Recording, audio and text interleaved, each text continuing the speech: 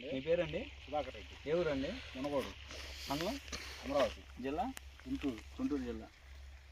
ఏ విత్తనం వేశారండి? Bhishma ఎన్ఎస్టా seeds company వాళ్ళు భీష్మ. భీష్మ ఎక్కడ తెచ్చారండి? సత్తనపల్లి.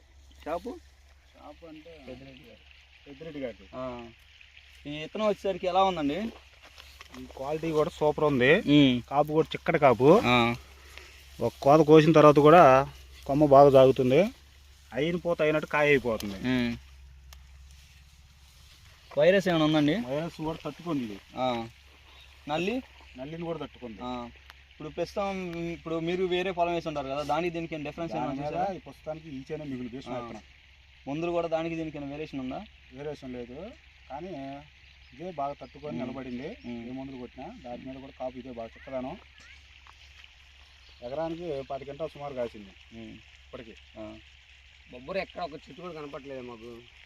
లేదు, బొబ్బరు లేదు అసలు. కాపు కూడా బాగా దిగుబడి. ఇప్పుడు ఆల్రెడీ మీరు కాయలు కోసారు అనుకుంటా. ఎకరానికి ఒక 8 నుంచి 9 గంటలు కోసాము. ఆల్రెడీ కాయలు కోసారు. ఈ దెబ్బ కోత ఎన్ని దిగుతాయి? ఎకరానికి ఒక 12 నుంచి 13 దిగుతాయి మళ్ళీ ఎకరానికి. అంటే ఒక ఎకరానికి ఒక 20 గంటలు 20 నుంచి 25 మధ్యలో కాసింది. గంటలు కాసింది. ఇంకేముంది 10 కాస్తే తర్వాత ఒక 10 అంటే ఒక కాపు గంటలు కాసింది. 10 గంటలు 40 గంటలు కాదు. 40 కాసింది. 30 నుంచి 40. ఇలా ఈ సంవత్సరం 40 గంటలు అంటే మామూలు మామూలు 10 నుంచి 15 గంటలు రావడం ఎక్కువ.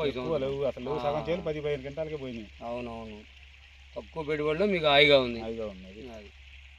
మీ పేరండి? సుధాకర్ రెడ్డి. ఏ ఊరండి? మునగోడు మండలం అమరావతి జిల్లా గుంటూరు జిల్లా.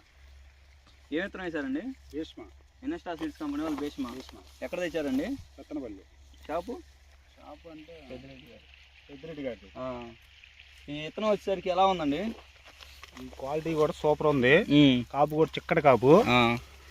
ఒక కోత కోసిన తర్వాత కూడా కొమ్మ బాగా సాగుతుంది. అయిన పూత అయినట్టు కాయ అయిపోతుంది.